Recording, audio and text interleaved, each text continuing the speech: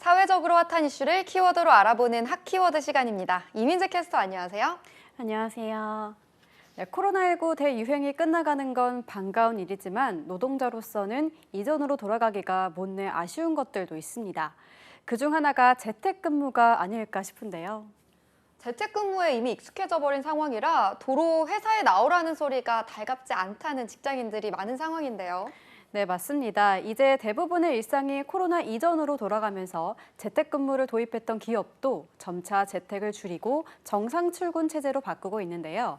불만을 제기하는 직원도 적지 않아 갈등으로 번진 것도 있습니다.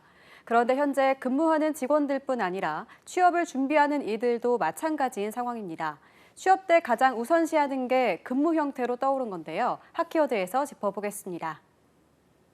코로나19 유행이 근무 방식을 크게 변화시켰는데요.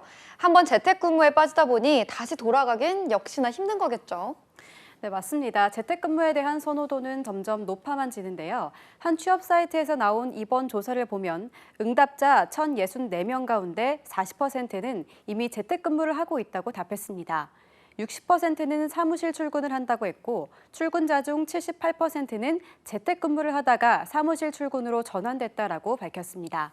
나머지 22%는 코로나 대유행 때도 재택근무를 전혀 하지 않았다는데 업무의 특성과 연관이 있는 것으로 보입니다.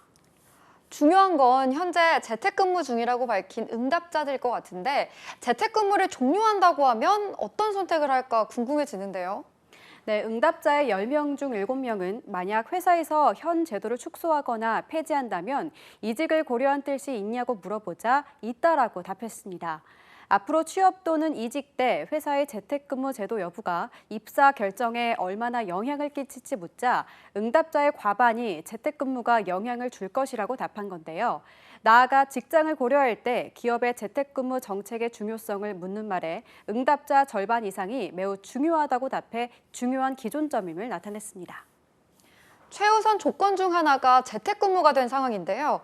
최근 미국 내 한 기업은 재택근무 제도를 축소할 방안으로 제도 유지를 원하는 직원에게 급여와 상여금을 삭감한다고 결정하기도 했는데 이런 선택에 갈림길에 선다면 어떨까요?